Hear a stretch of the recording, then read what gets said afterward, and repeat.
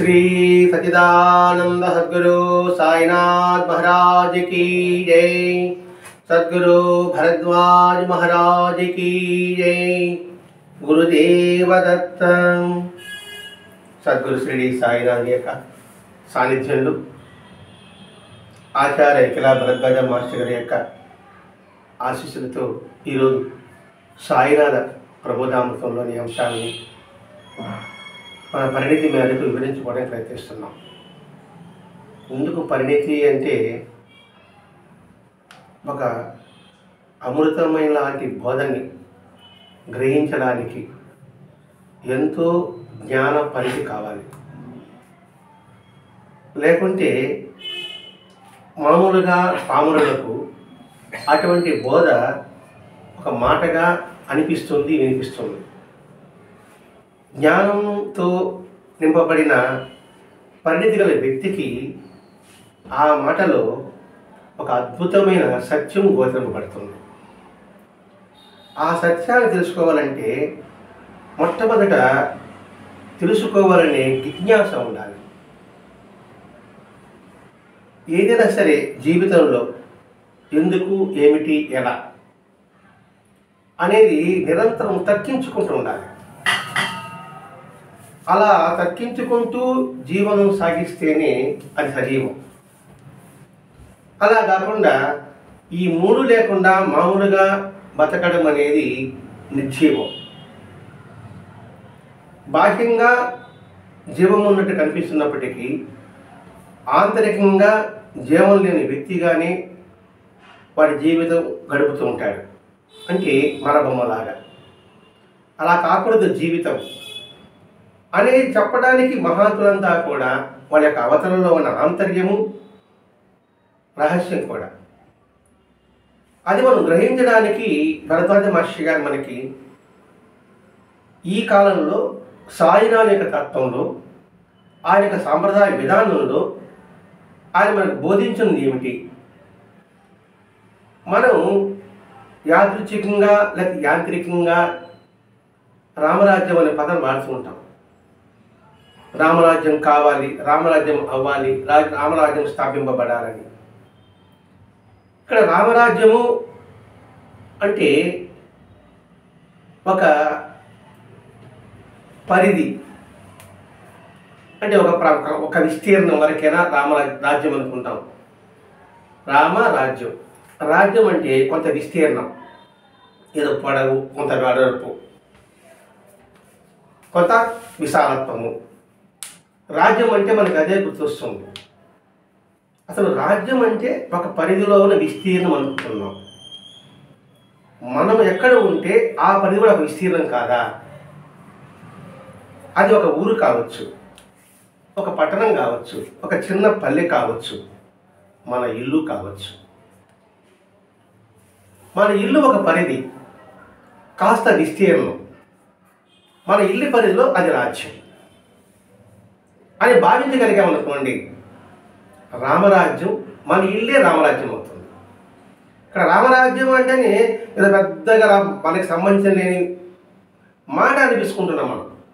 ఓ రామరాజ్యం, ఓహో దేశమంతా కావాలి, ప్రపంచమంతా రామరాజ్యం కావాలనుకుంటున్నాం. ఇక్కడ రాజ్యం అంటే ఒక విస్తీర్ణం కదా. అది పలానా రాజ్యం అంటే అంత విస్తీర్ణంలో ఆ పలానా రాజ్యం ఉంటుంది.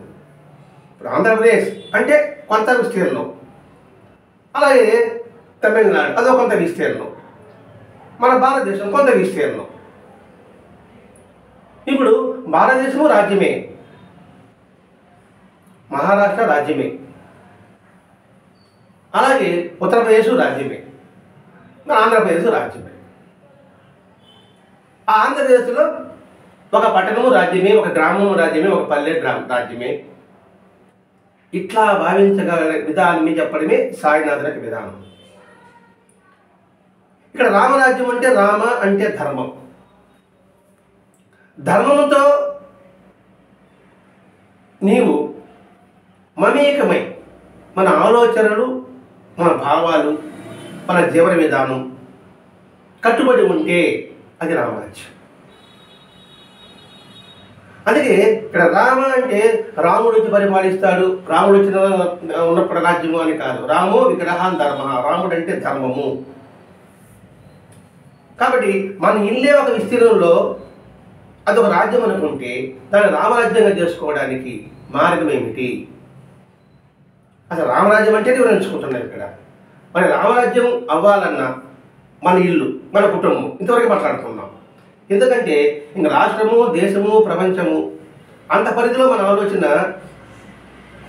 ఆలోచన కన్నా ముందు మన కుటుంబం లేదు. నేను, ఇది కూడా ఒక రాజ్యమే. ఈ దేహం కూడా ఒక రాజ్యమే. ఈ దేహం యొక్క అవయవ నిర్మాణం కూడా ఒక రాజ్యమే. మరి ఈ దేహ అవయవ నిర్మాణంలో కూడా ధర్మం నెలకొనాలి. ఈ దేహంలో ధర్మం నెలకొంటే కుటుంబం, ఊరు రామరాజ్యం అవడంలో సందేహమే లేదు. ఇక్కడ సాయం చెప్పేదంటే మాటలు కాదు, చేతలు. చేతలంటే చేతులు చెప్పిన కాదు, చేతలంటే మనస్సు, వాక్కు, శరీరం. ఈ మూడు కలిస్తే చేతలు, సరైన చేతలు. అది చెప్పడం బాబా యొక్క ఉద్దేశం. అందుకని ఇంట గెలిచి రచ్చగలదు అన్నారు. ముందు ఈ లోపల ఉన్న భావాన్ని గెలవగలిగితే అప్పుడు కుటుంబాన్ని గెలవగలం, దేశాన్ని గెలవగలం, ప్రపంచాన్ని గెలవగలం. గెలవగలంటే మనం ఆక్రమించుకోవడం కాదు, మన భావాలతో ధర్మాన్ని స్థాపించగలం. ఇక్కడ గెలవగలం అంటే అందరి మనసుల్ని మనం చూరగలగలం. ఇక్కడ గెలవాలంటే బాక్యంగా కాదు, అందరి మనసులను చూరగలిగితే మనం గెలిచినట్టు. అందుకే ప్రహ్లాదుడు వాళ్ళ నాన్నగారు ఏమంటాడు హిరణ్యకశిపుడిని, నాన్న నువ్వు లోకాలన్నీ గెలిచావు, కానీ నువ్వు గెలవలేకపోయావు. నీలోన్న భావాలు నక్షత్ర కానీ జయించలేకపోయావు.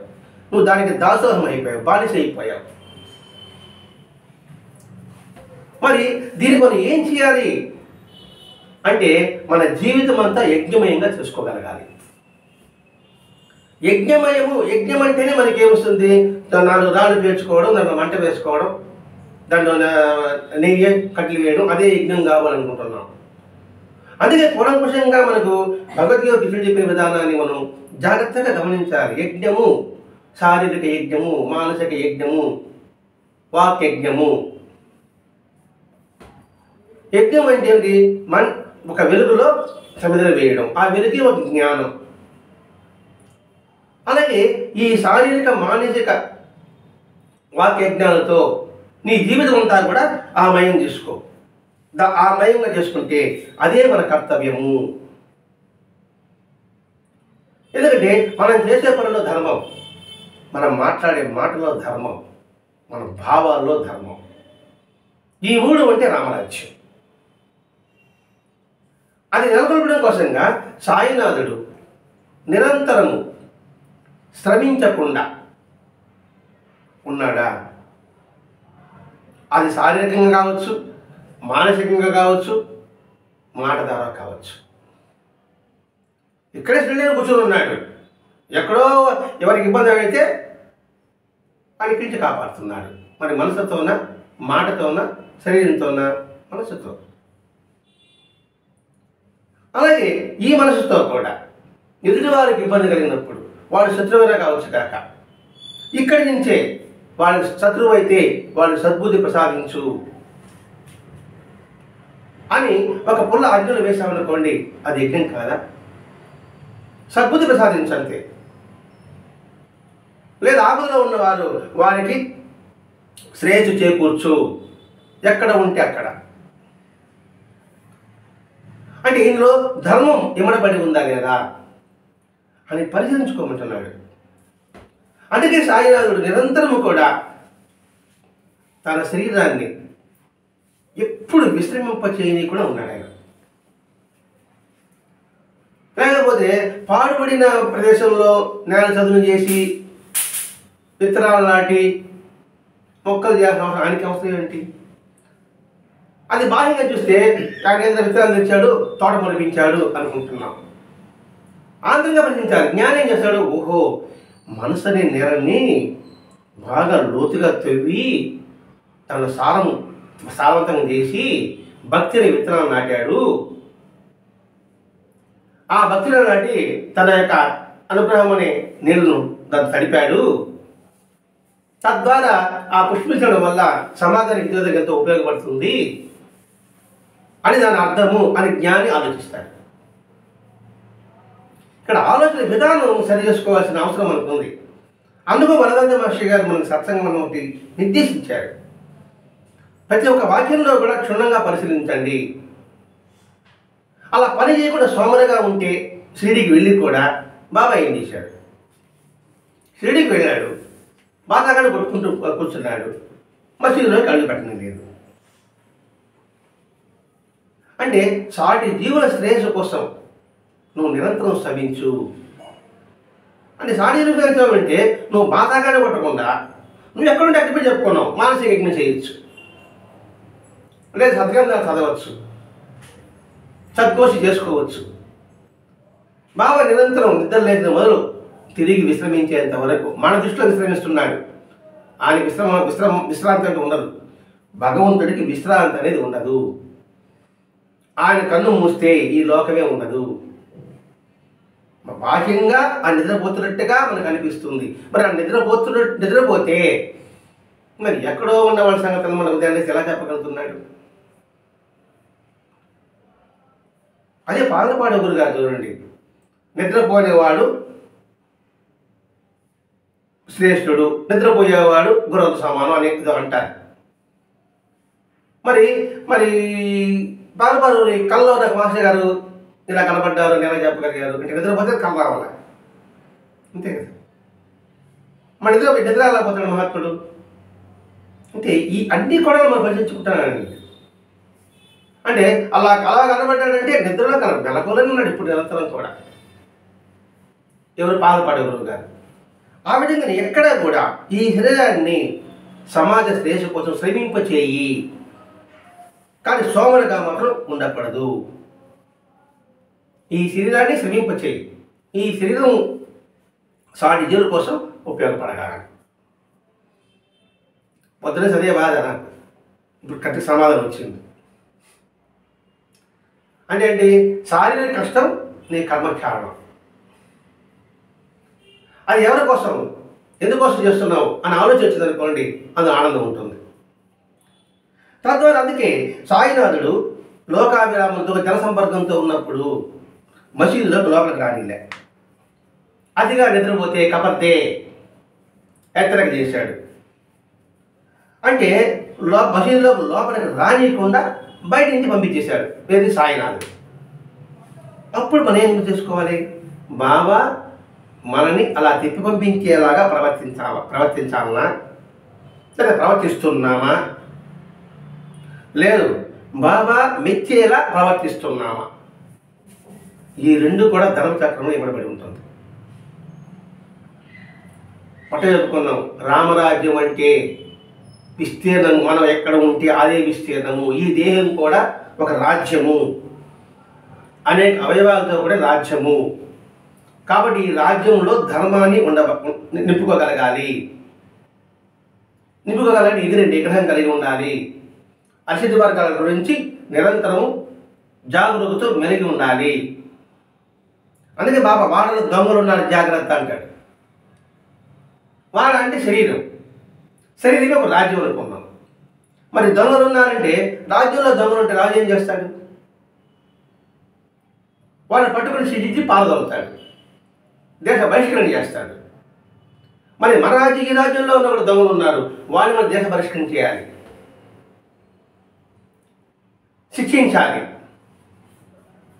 ఆ శిక్షణ శరీరాన్ని కష్టపెట్టాలి. అలా అన్నప్పుడు ఆయన మించేలాగా ప్రవర్తించడానికి అవకాశం ఉంటుంది. అలా కాకుండా ఆయన మెచ్చని రీతిగా మన జీవితం ఉందనుకోండి, ఆయన అంటే మనం బాబాను పెట్టుకున్నామని బాబా అనుకుంటున్నాం. ధర్మం మించేలాగా మనం జీవించాలి, లేకపోతే ధర్మమే మన నెట్టి వారేస్తుంది.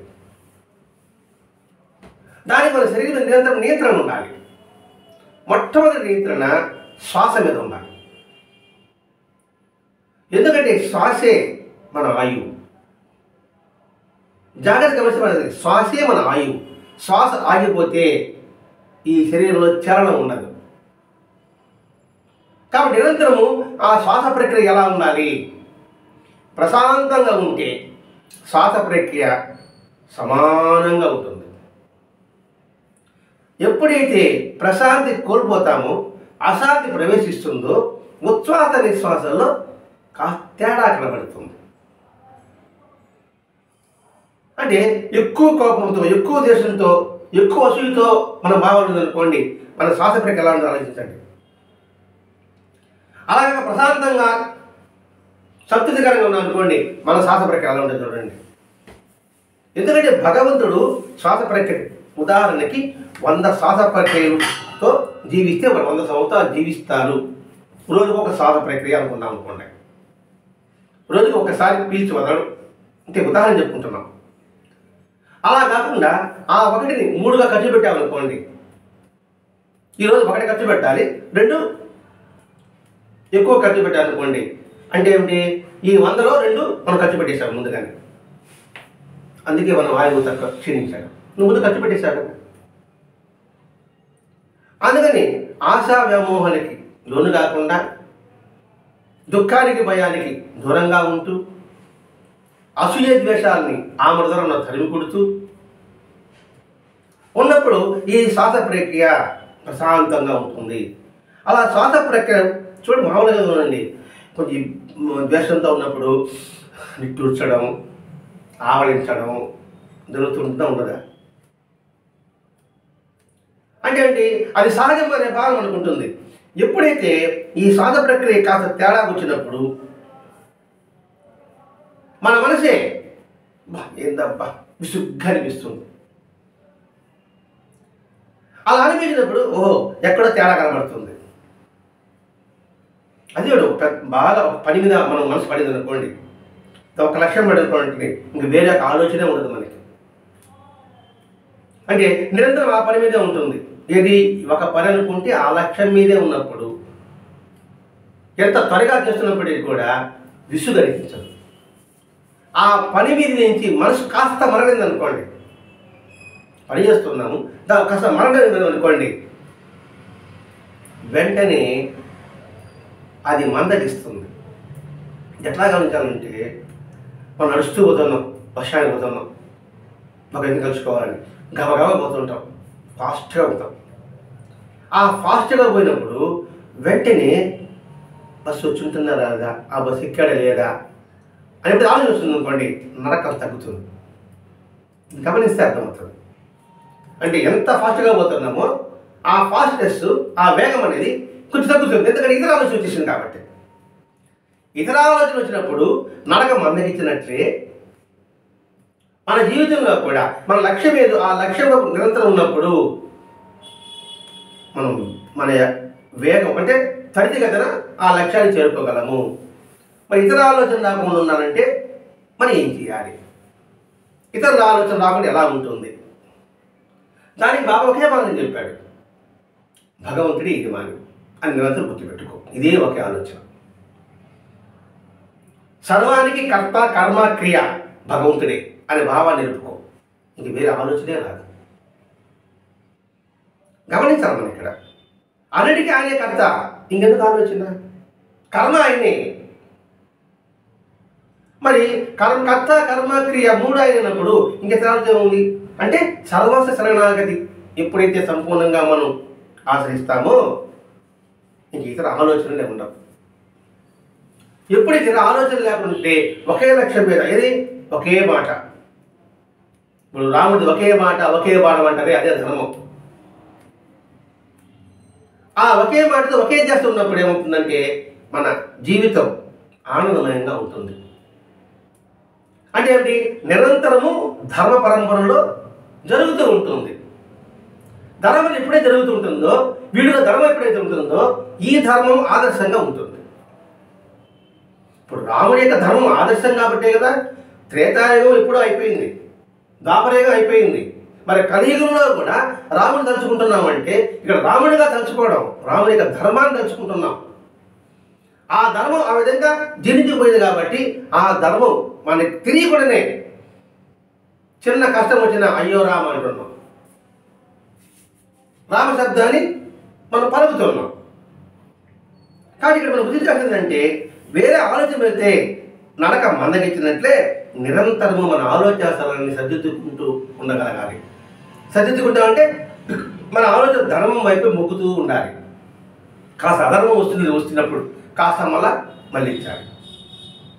అలా నిరంతరం చేసుకుంటున్నప్పుడు ఏమవుతుందంటే మనసు నిలకడతో నిలబడి ఉంటుంది. అప్పుడు మనం చెప్పినట్టు ఆ మనసు వింటుంది. మనసు నిలబడలేకపోతే ఇంకా మన యొక్క శారీరక ప్రక్రియ కావచ్చు, మాట కావచ్చు వేరుగా ఉంటుంది. మనసుగా నిలకడలేకపోతే మాట తీరు వేరుగా ఉంటుంది, చేసే ప్రక్రియ కూడా వేరుగా ఉంటుంది. అందుకని ఇక్కడ ఇవన్నీ మనకు చిన్నప్పటి నుంచి అవి చెప్పేవాళ్ళు లేకపోవడం వల్ల మన పరిస్థితి లాగుంది. అంటే చిన్నప్పుడే ఆ బాల్య చాపాలే ఉంటారు. ఆ చిన్నప్పుడే వారికి శరీర రీతిలో వారికి ధర్మము అధర్మము, సత్యము అసత్యము అని తెలియజెప్పకపోవడం ఒక కారణమైతే, రెండవది చిన్నప్పుడు ఏదో చేశారనుకోండి, ఇక పొరపాటు చేసిన అని బాగుంది, పెద్దగా కొడతాం. కొట్టేపటికి వాడు ఇంకేదో చెయ్యాలని భయపడతాడు. కాబట్టి అటువంటి భావాలు వల్ల మనం ఇలా తయారయ్యాం. కానీ మన పిల్లలు వాళ్ళు అలా తయారు కాకూడదు అంటే ముందు ధర్మం గురించి మనం వివరణ తెలుసుకోగలగాలి. ఆ ధర్మాన్ని గురించి తిరిగి చెప్పగలగాలి. అప్పుడే చిన్నపిల్లల్లో మొట్టమొదట ఓహో ధర్మం ఉంటే మనం రక్షిస్తుంది కదా అనే భావన వాళ్ళు స్థిరత్వం ఏర్పడుతుంది. ఇలా బాల్యంలో స్థిరపడగలిగితే అస్తవ్యస్తమైన జీవితం ఉండదు, ఆనందమైన జీవితమే ఉంటుంది. అసలు ఆనందమైన జీవితమే సహజ స్థితి. ఆనందమైన జీవితం సహజ స్థితి. ఎందుకంటే పుట్టగానే వాడు ఆనందమయంగానే ఉంటాడు. వాడు అది సహజం. ఆ సహజాన్ని అసహజం చేస్తున్నాం. అది సామాజ దోషం కావచ్చు, వాతావరణ పరిస్థితులు కావాలి, పరిస్థితుల వల్ల కూడా కావచ్చు. మంచి అయితే మంచి, చెడు అయితే చెడు. కాబట్టి సత్సాంగత్యం ఏర్పరచుకోండి,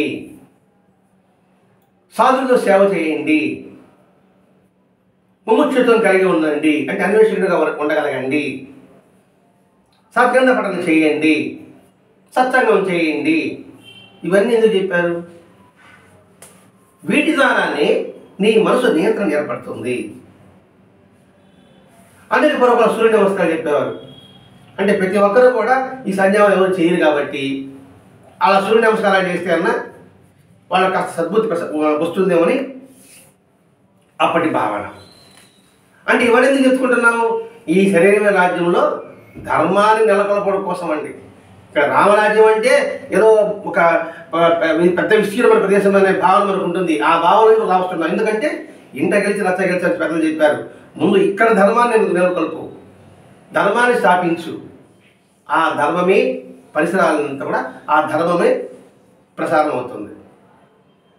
ఇప్పుడు సుగంధమైన ఒక కడ్డీ ఉందనుకోండి, సామాన్య కడ్డీ, ఇక్కడ వెలిగిస్తాం. ఇక్కడ వెలిగిస్తేనే ఆ సువాసన ఆ పరిసరాలు కొంత దూరం మన ప్రసరిస్తుందా, వ్యాపించదా?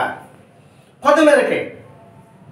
అలాగే మన యొక్క ధర్మం మన పరిధిలో, అంటే మన ఇంటి పరిధిలో, మన కుటుంబ పరిధిలో వ్యాపించదా? అంతవరకు ఆ సువాసన మనం ఆస్వాదించమా చాలు.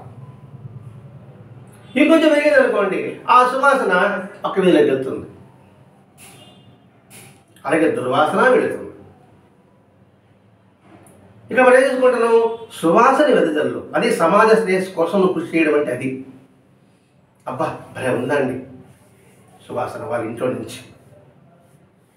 ఆ వ్యక్తి బాగా సుగంధం పూసుకున్నాడు అనుకోండి, అబ్బా భలే పూసుకున్నాడండి సుగంధం. అంటే ఆ సువాసన వాళ్ళని ఆనందింపజేస్తుంది, మనసును రంజింపజేస్తుంది.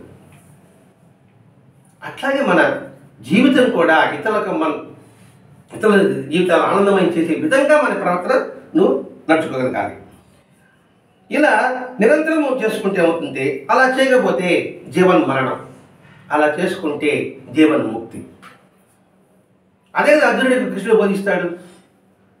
నువ్వేదో వాళ్ళు చంపుతాను వాళ్ళు నాకు వాళ్ళు ఎప్పుడు చంపట నా చేతనే, నువ్వు బాహ్యంగా నువ్వు చంపాల్సింది వాళ్ళని, నీ ధర్మం క్షత్రుడు కాబట్టి. అంటే ఇలా నిరంతరం ఆలోచిస్తుంటే మనము మన బిడ్డలు సమాజం శతాబ్దం ఎంతగా వెనకబడి ఆలోచిస్తే మనకు అర్థమవుతుంది.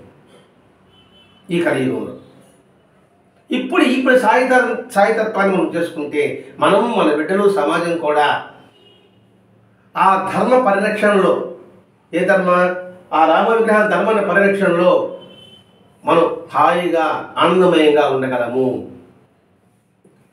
మరి ఆ ధర్మచక్రం మన బాబా యొక్క జీవితంలో మనకి దర్శనమిస్తుంది. అదే బాబా గారి వెంకటేశ్వర జీవితం దర్శనమిస్తుంది, రామకృష్ణ జీవితం దర్శనమిస్తుంది, రమణ జీవితం దర్శనమిస్తుంది. సత్పురుషుడు, మహాత్ముడు, సద్గురువు అన్న వారి జీవితం అంతా కూడా మనకి దర్శనమిస్తుంది. చూడగలిగితే. చూడగలేకపోతే గాంధీని కూడా తిట్టేవాళ్ళు ఉన్నారు, మహాత్మా గాంధీని కూడా, రాముని కూడా తిట్టేవాళ్ళు ఉన్నారు. అవగాహన లేకపోవడం వల్ల. అవగాహన కలిగించడానికి బాబా వచ్చాడు. ఇప్పుడు సర్వమత సామరస్యాన్ని బోధిస్తూ వర్గభేదం లేకుండా, వర్ణభేదం లేకుండా ప్రేమానుభావాలు ఇవ్వడమే ఆయన సంప్రదాయం. ఇక్కడ ప్రేమానుభావాలు వర్ణభేదం రావాలంటే సద్గంధ పఠనం కావాలి, సాధు సాంగత్యం కావాలి, సత్సంగం కావాలి, సద్గోష్ఠి కావాలి. వీటి ద్వారా ఏమవుతుందంటే సమభావం ఏర్పడుతుంది, సమతుల్యం ఏర్పడుతుంది. సమభావము, సమతుల్యము. సమభావం అందరిలో పట్ల ఒకే భావం, సమతుల్యం మనం తీసుకున్నా కూడా సమతుల్యం తీసుకుంటాం. అది బాహ్యమైన వస్తువులు కావచ్చు, పారమార్థిక వస్తువులు కూడా కావచ్చు. పారమార్థికంగా సమతుల్యం లేకపోతే ఇబ్బంది. ఇలా క్రమశిక్షణను మనం చిన్నప్పటి నుంచి కానీ పిల్లలకు అభ్యసింపు చేస్తే తిరిగి రామరాజ్యం రాదనడానికి ఆస్కారం ఎక్కడ ఉంటుంది? కాబట్టి మన పరిధి ఉంటున్నాం. ఇప్పుడు మన వరకు మనం చేసుకోవడం కోసం మన ఊరు, అలా మన ఊరిలో ఇంటింట ఇటువంటి భావాన్ని అందరికీ పంచాలి, అందించాలని మాస్టర్ గారి యొక్క సంకల్పంలో భాగంగానే ఇలా ప్రతిరోజు ఇంటింట సత్సంగం కనపడం. ఇలా సంకుచిత భావాలతో తగులుకున్నంత వరకు మనది విశ్వ ప్రపంచాన్ని దర్శించలేదు. విశ్వ ప్రపంచ సంఘ దేవుడు ఎదుడు మనిషిని అర్థం చేసుకోలేదు. ప్రపంచ సంఘాన్ని చూద్దాం. ఒక వ్యక్తి అర్థం చేసుకునే సంకుచిత భావం ఉంటే అర్థం చేసుకునే అవకాశమే ఉండదు. వాడు మహాత్ముడు విశాలత్వం ఉంటే మహాత్ముడు గుర్తుపట్టగలవు, విశాలత్వం లేకపోతే వాడు పిచ్చోడు చెప్పగలరు. కాబట్టి ఆ సంకుచిత భావాలని నువ్వు విడనాడు. ఆ విడనాలంటే తన ప్రక్రియ మీద చెప్పుకున్నాం. మహాత్ముల జీవిత చరిత్రని చదవడం, వారి జీవితాన్ని ఆదర్శంగా తీసుకోవడం. చదవకపోతే చదవలేదనుకోండి, వారి జీవితం మనం వింటున్నాం, చూస్తున్నాం, వారి జీవితం ఆదర్శంగా తీసుకో అని చెప్తున్నాడు. ఇక్కడ యేసుక్రీస్తు రానైనా నీకు ఈ జీవితాన్ని నాకు అర్పించరా అన్నాడు.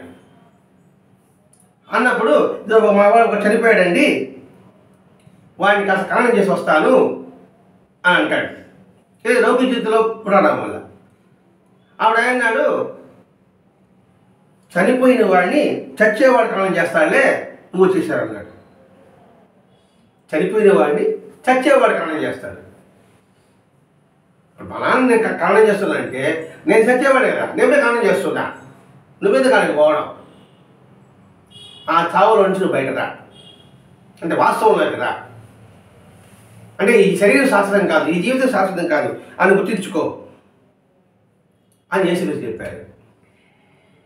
అలాగే ముస్లిం నమాజ్ చేస్తున్నారు కదండి. ఆ భంగిమలందటువంటి శారీరక ప్రక్రియలో ఉచ్ఛ్వాస నిశ్వాసాలని సమతుల్యం చేయడం కోసమే ఆ భంగిమలు చేయడం. మీరు నమాజ్ చేసినప్పుడు చూడండి ఎలా చేస్తుంటారు వాళ్ళు. మోకాల మీద, చేతి మీద బలచేతి పెట్టుకుంటూ, తడుముకుంటూ, అంటే ఏంటి? ఇవన్నీ ఒక ప్రక్రియ, శ్వాసని శరీర విధానంలో ఉంచడం. ఎప్పుడైతే శ్వాస ప్రక్రియ శరీరంలో ఉంచినప్పుడు అయితే మనసు ప్రశాంతంగా ఉండడానికి అవకాశం. అంటే తగు రీతిన మనసు సంస్కరింపబడుతుంది. ఇక్కడ మహాత్ములంతా ఏం చేస్తున్నారు? మన యొక్క జీవితాలని వివేకంతో మేల్కొల్పడమే వారి యొక్క జీవిత విధానం, అవతార యొక్క రహస్యం కూడా. అంటే అవివేకంతో మగ్గుతున్న మన మనసుని తిరిగి మేల్కొల్పడం, ఆ మేల్కొల్పడం వారి యొక్క బోధ ద్వారా మనకు అందిస్తుంది. ఇది చాలా కష్టం అనిపిస్తుంది. ఈ ఉత్తమ జీవనం అయితే పెద్ద శ్రమపడాలా అనిపిస్తుంది. అందుకే కృష్ణుడు ఏమన్నాడు? కొన్ని వేల మందిలో ఒక్కడు ఉంటాడన్నాడు, మోక్షు కానీ జ్ఞాని కానీ. మరి అట్లాంటి వదిలిపెడదామా? నాకు అనారోగ్యంగా ఉంది, మందు చేదుగా ఉంది, నాకు తినడానికి కష్టంగా ఉంది అని మనుగానం మారుతామా? మారితే ఏమవుతాం? ఈ శరీరం చటికలు పడుతుంది. అది ఇష్టమున్నా లేకపోయినా దాన్ని ఇష్టంగా తీసుకొని ఆ మందు మింగినట్లే మహాత్ముల యొక్క బోధ కూడా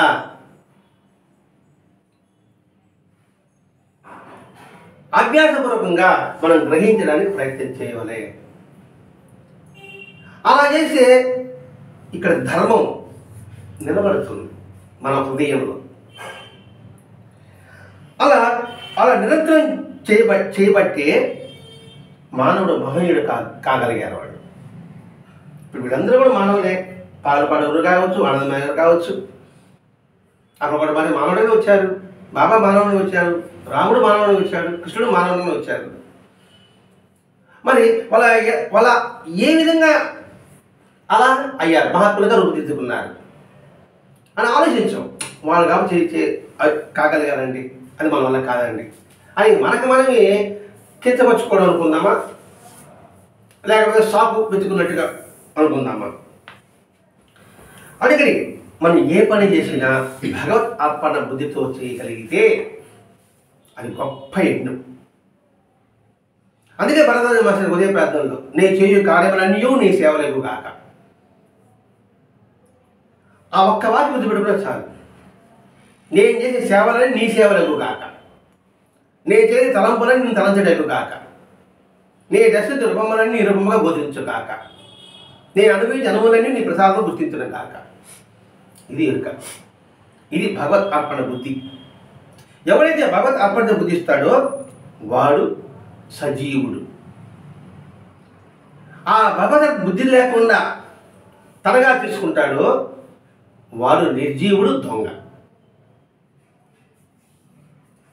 అని కృష్ణుడు భగవద్గీతలోనే ఒక శ్లోకంలో చెప్పుకున్నాడు. 3వ అధ్యాయం 13వ శ్లోకంలో. అది మాస్టర్ రాస్తున్నారు. 3వ అధ్యాయం 13వ శ్లోకం. ఇంకా శ్లోకం మనకు అర్థం కాదు కాబట్టి మనం భావాలు మాత్రం వివరించుకున్నాం. కాబట్టి ఏదైనా భగవద్ అద్భుతం అనుకున్నాం అనుకోండి, ఇంకా అధర్మంలో మనం ఎలా ప్రవేశించగలం? ధర్మంలో మనం పట్టుకోగలం. ఆ ధర్మమే ఈ దేహంలో, ఇది ఒక రాజ్యం. అప్పుడు ఈ దేహం కూడా రామరాజ్యం అవుతుంది. కావాలని కోరుకుంటున్నాం అందరం, కానీ కావాలనే దానికి కాసిన ప్రక్రియ మాత్రం మనం చేసుకోవడం లేదు. అందరికి విజయం కావాలి, అందరూ ఉత్తీర్ణం అవ్వాలి. తనకు మార్గం ఉంటుంది, తనకు ఒక ప్రణాళిక ఉంటుంది, దానికి కావాల్సిన పరికరాలు ఉంటుంది. ఈ 3 లేకుండా నువ్వు విజయం ఎలా సాధించగలవు? ఏ పనులు అయినా సరే, అది ఆట, పాట, మాట, లేదా కుటుంబమా, లేకపోతే నీకు నీవా, ఈ 3 ఉండాలి. ముందు ఒక మార్గాన్ని ఎంచుకోవాలి, దానికి ఒక ప్రణాళిక ఉండాలి. ఆ ప్రణాళిక కావాల్సిన వస్తువులు నువ్వు సమకూర్చుకోగలగాలి. మనకు ఒక మార్గం ఇచ్చాడు, అది ధర్మ మార్గం. ఆ ధర్మ మార్గంలో ఒక ప్రణాళిక తీసుకోవాలి. అంటే ఎలా చేయాలి? ఆ మార్గంలో వెళ్ళాలంటే ఏ వాహనం పెట్టుకోవాలి, అంటే ఏ వెహికల్ పెట్టుకోవాలి, దానికి కావలసిన వస్తు సామగ్రి ఏమిటి, ఈ 3 ఉండగలిగితే సక్రమమైన రీతిలో అప్పుడు మనం ఉత్తమమైన జీవితాన్ని జీవించగలం. అంటే సరైన గమ్యానికి మనం వెళ్ళగలం.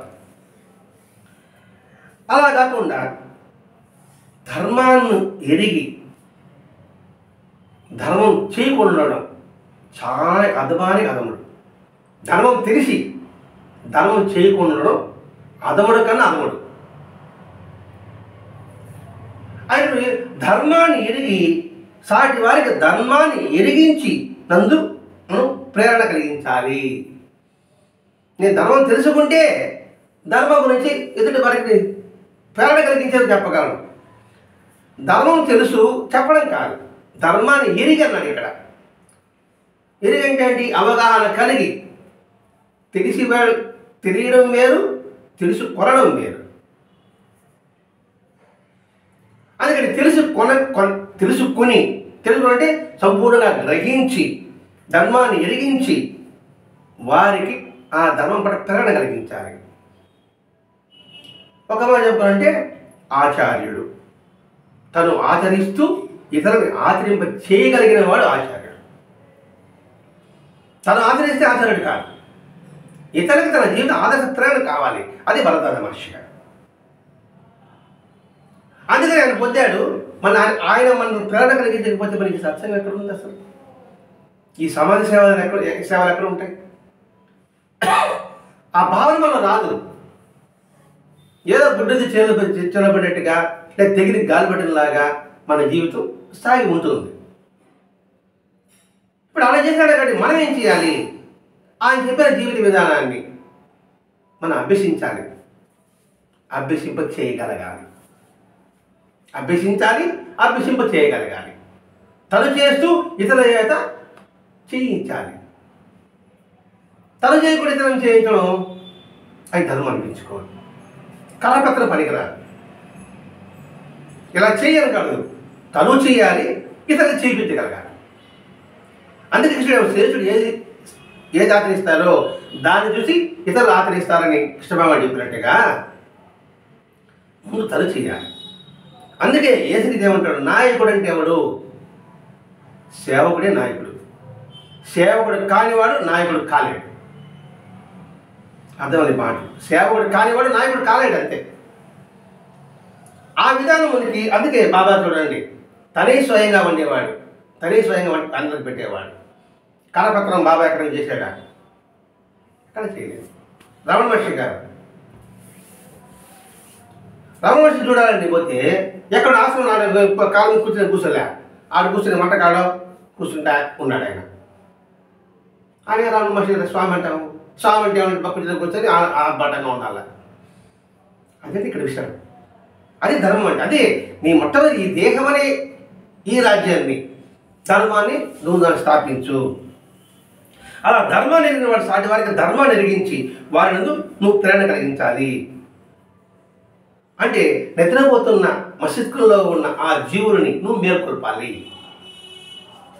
అలా చేయగలిగితే రామరాజ్యం రావడం తథ్యం, రాజ్యం అవ్వడం తథ్యం.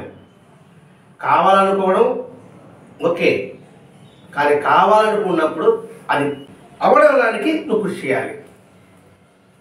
అన్నం కావాలి, ఆహారం కావాలి. ఆహారం కావాలంటే ఆహారం కావాల్సిన వస్తువులు సమకూర్చుకోగలగాలి, దానికి ప్రణాళికబద్ధంగా వండగలగాలి. అలా చేసి అందుకే అలా చేయడానికే ఇక్కడే చెప్పాడు స్వాధ్యాయ ప్రవచనాభ్యాం అన్నాడు. తెలియంది తెలుసుకో, తెలిసింది అందరికీ అందించు. చదువుకో, తెలుసుకో, 10 మందికి అందించు. ఇదే వాగ్యజ్ఞము. శారీరక యజ్ఞమైంది, మానసిక యజ్ఞమైంది, వాగ్యజ్ఞం. ఈ మూటిది యజ్ఞమయంగా చేసుకోగలిగితే ఇంకా రామరాజ్యం రాకుండా ఎలా ఉంటుంది? ఇక్కడ రామరాజ్యం అంటే ఇంకా విస్తీర్ణం కాదు, పరిణితి కాదు, పొడవెడపులు కాదు. మన దేహమే ఒక రాజ్యం అనుకుందాం, మన ఇల్లే ఒక రాజ్యం అనుకుందాం, మన కుటుంబమే ఒక రాజ్యం అనుకుందాం. ఆ ఇల్లు కుటుంబము ఈ శరీరంలోనే నువ్వు ధర్మాన్ని ప్రతిష్ఠించు. అప్పుడు నువ్వు తృప్తి, శాంతి, ఆనందాలని సంపూర్ణంగా పొందగలవు. కాబట్టి మనం తెలుసుకునే దానికి సాటి వారికి ఎవరికి చెప్పదగ్గ రీతిన వారికి చెప్పగలగాలి. తెలుసుకుని ఏదో కంఠస్థం చెప్పడం కాదు, ఎవరి దగ్గర రీతిలో చెప్పగలగాలి. మళ్ళా ఈ పాయింట్ మనం బాగా అండర్లైన్ చేసుకోవాలి. ఇక్కడ అందరూ ఒకే ముందు పనికిరాదు. ఒకే విషయాన్ని పిల్లవాడికి ఇలా చెప్పాలి, మధ్య వయస్కుడు ఇలా చెప్పాలి, వయసులో ఉన్న 60 దాటి వాళ్ళకి ఇలా చెప్పాలి. అది గడిపడు. సాటి వారికి ఎవరైనా చెప్పదగిన రీతిలో వారికి చెప్పాలి. అలా చెప్పడంలో మన అవగాహన కూడా కొంత మరింత నిశ్చితమై ఉంటుంది. చెప్పేవాడు అవగాహన కూడా ఏం అవగాహన, వీడికి ఏ రీతిలో చెప్పితే వీడి బుర్రకెక్కుతుంది అని అవగాహన వీడు ఉంటే ఆ ప్రకారం చేయగలడు. ఇప్పుడు మందుల తయారీ కంపెనీ ఉందండి, ఒక సిరప్ ఉంది, ట్యాబ్లెట్ ఉంది, క్యాప్సిల్స్ ఉంది, ఇంజక్షన్ ఉంది. ఒకే మందుని ఇంజక్షన్ రూపంలో తయారు చేయాలి, క్యాప్సిల్, ట్యాబ్లెట్, సిరప్లు చేయాలి. అవన్నీ చేయాలంటే వాడికి అవగాహన కావాలి. అలాగే ఒక విషయాన్ని, అది ధర్మం గురించి కావచ్చు, సత్యం గురించి కావచ్చు, లేదా మహాత్ముడి యొక్క బోధ గురించి కావచ్చు, ఎవరి తగ్గ రీతిలో చెప్పాలంటే వీడికి ఆ విషయం పట్ల సంపూర్ణమైన అవగాహన కలిగి ఉండాలి. అటువంటి అవగాహన కలిగిన వ్యక్తి ఎవరంటే భరద్వాజ మహర్షి గారు. అందుకని ఆయన సత్యం చెప్తుంటే చిన్న పెద్దవాళ్ళ మొదలుకొని పెద్దవాళ్ళ వరకు కూడా, పండితులు పామరులకు కూడా సరైన సమాధానం జరుగుతూ ఉంటుంది. అందుకే మహాత్ముని యొక్క ఆ సత్సంగాల్లో ఎందుకు అంత ఆనందంగా ఉంటుందంటే అందుకే అంత ఆనందంగా ఉంటుంది. అలా అవగాహన కలిగి ఉంటే చెప్పగలరు. అలాగే చెప్పారు. ఇప్పుడు ఉన్నారు చాండు కోటేశ్వరరావు గారు ఉన్నారు, సన్ముఖ శర్మ గారు ఉన్నారు. వీళ్ళు కూడా ఎవరి దగ్గర చెప్పడానికి, లేకపోతే వాళ్ళంతా అందరినీ ఇష్టపడతారు. చిన్న పిల్లలు ఎందుకు ఇష్టపడుతున్నారు, వారి దగ్గర ఏదో ఉదాహరణ చెప్తారు కాబట్టి.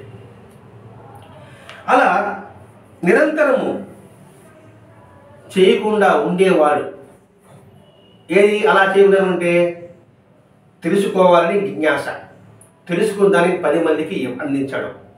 ఇది కానీ చేయని వాడు సోమరిపోతూ దొంగ. తర్వాత తెలుసుకుని తన ఉంచుకునేవాడు కూడా దొంగే. నేనే బాగుండాలనుకునేవాడు దొంగే. నేను తెలుసుకున్న సత్యాన్ని 10 మందికి అందించేవాడే సజీవుడు అని భగవద్గీత చెప్తున్నాడు వాడు. అలా కాకుండా ఇవి చేయని వాడు ఈ సమాజానికి చేటుగాడు. వాడి సమాజం ఏవైతే సహాయం పొందుతున్నాడో అవన్నీ తీసుకుని కృతజ్ఞత లేకుండా కలిగి ఉన్నాడు. అంటే విశ్వాసం లేకుండా, ఈ పదం అర్థం. అలా ఉన్నవాడు ఇటు యత్నానికి స్థూలంగా మనకి మాస్టర్ గారు ఒక పథకాన్ని సృష్టించాడు. ఏ యత్నానికి? ఈ శరీరం అనే రాజ్యంలోని ధర్మాన్ని నింపడానికి ప్రయత్నం చేయడానికి ఈ యజ్ఞము, దానము, తపస్సు పెద్ద పెద్ద పదాలు వాడకుండా చిన్న ప్రణాళిక ఇచ్చాడు. స్థూలంగా ఒక పథకం ఇచ్చాడు. అదే సత్సంగం. ఇంకా సత్సంగం అంటే సత్యముతో కూడిన సంగమం. ఈ సత్సంగంలో కూడా మన భావాలు, మన ఆలోచన చెప్పుకోవడం కాదండి. దానికి ప్రతిబడి ప్రమాణం ఉండాలి. అదే భరద్వాజ మరి ఏం చెప్పారో ప్రమాణం చెప్పారు. ఫలానా దాంట్లో అలా చెప్పారు, ఫలానా వాళ్ళు ఎలా చెప్పారు. అదే బాబా కూడా చెప్పాడు. ఆయన ఒక మాట చెప్పి తన ప్రమాణంగా ఏకనాథ బాబుని చెప్పి చూపించాడు, నేను చూసుకోమని చెప్పాడు. కాబట్టి ఇక్కడ అదే మనకి ఒక పథకం ఇచ్చాడు. అదే మనకు నాకు సత్సంగం. తద్వారా వ్యక్తిలో ఆత్మవిశ్వాసం పెరుగుతుంది సత్సంగం ద్వారా. 2 సామర్థ్యం పెరుగుతుంది. కాబట్టి ఈ 2 చేయడం మనందరి కర్తవ్యము. అది సమిష్టిగా అధ్యయనం చేసుకుంటూ 10 మందికి చెప్పగల సామర్థ్యాలు కూడా పెంచుకోగలగాలి. పెంచుకుని ఇతరుల ఆత్మవిశ్వాసాన్ని నింపగలగాలి. అలా నింపడం మన కర్తవ్యం. ఇలా పలుతావులో ఏర్పడితే ధర్మం వ్యాపించుకుని ఎలా ఉంటుందండి? ఎలా పలుతావులు, ఎలా సత్సంగం, ఈ సత్సంగం పలుతావుల్లో ఏర్పరచగలిగితే, అంటే ఏర్పాటు చేయగలిగితే ఇంకా రామరాజ్యంలో ఎలా ఉంటుందండి?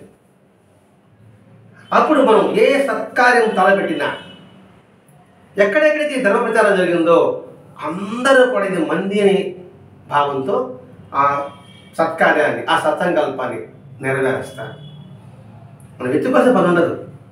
ఎందుకంటే అందరూ ధర్మం నాటుకుంది కాబట్టి ఇది మన పని.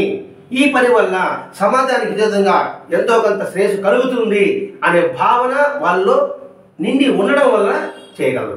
అందుకే మాట్లాడారు, పలుతావుల అటు వాళ్ళు ఏర్పడితే అనతి కాలంలో దేశం, మానవ జాతి యావత్తు కూడా రామరాజ్యం అవడంలో సందేహం లేదు. మానవ జాతి యావత్తు అంటే ఈ మానవ జాతి కూడా ఒక రాజ్యం, ఆ తర్వాత దేశం, ప్రపంచం, తర్వాత విశ్వం. కాబట్టి ఈ శరీరంలో రామరాజ్యాన్ని స్థాపించవలె. ఈ శరీరమే రాజ్యం అనుకుంటున్నాం. ఈ రాజ్యంలో రామ అంటే ధర్మాన్ని నింపుకుంటే వ్యక్తి సంస్కరణ జరుగుతుంది. ఎటువంటి సంస్కరణ? ఉత్తమ సంస్కరణ జరుగుతుంది.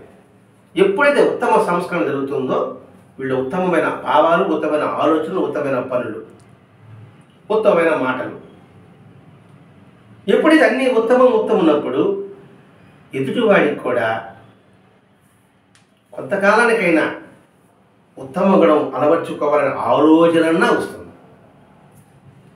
ఇప్పటివరకు జీవితం వ్యర్థం చేసుకున్నాం, ఎక్కడైనా సరే. అందుకే మాకు అంటారు, పలుతావల ఇటువంటిది మనం ఏర్పరచగలగాలి. ఇది సత్సంగం అనే విధానాన్ని ఏర్పరచగలగాలి.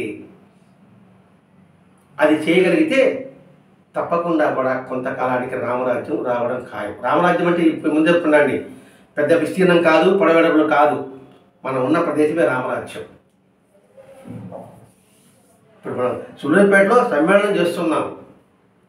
వివిధ తావుల సత్సంగ ప్రభావం వల్ల ఈ సమ్మేళనంలో మరి ఏం చేస్తుంది, అందరం కూడా ఒకటిగా ఒకే తాటి మీద, ఒకే మాట మీద, ఒకే ధర్మం మీద వెళ్ళాలని ఏ విధంగా మనం భావించుకుంటున్నామో ఈ ప్రాంతం వరకు ఆ ధర్మం నిలబడి ఉంది. ఆ సత్సంకల్పానికి ఆ ధర్మం దోహదపడుతుంది అనే విషయం తెలుసుకుంటే రామరాజ్యం అంటే ఏమిటో, రామరాజ్యం కావాలని కోరుకోవడం కాదు, రామరాజ్యం అవ్వాలంటే ఎటువంటి ప్రక్రియ చేయాలో ఈ సాయినాథ ప్రబోధం ద్వారా మనకి భరద్వాజ మహర్షి గారు అందించారు. అందుకే మహాత్ముల యొక్క జీవితమే ధర్మాచరణం. వారు నిరంతరం ధర్మాచరణలో ఉన్నారు. ఏ మహాత్ముడి యొక్క జీవితంలో చూస్తున్నాం సరే, అటువంటి ధర్మాచరణలో మనము కూడా భాగస్థులం కాగలగాలని, మనమందరం కూడా ఉత్తమమైన సంస్కారంతో జీవించాలని భరద్వాజ మహర్షి గారి యొక్క ఆశయం. ఆ ఆశయానికి మనం పొమ్ము చేయకుండా మన సాయశక్తుల సమాజ శ్రేయస్సు కోసం మన వంతు కృషి చేయాలి.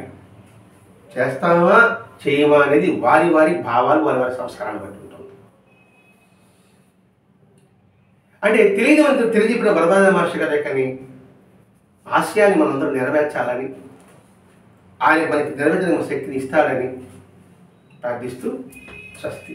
శ్రీ సచ్చిదానంద సద్గురు సాయినాథ్ మహారాజ్ की जय.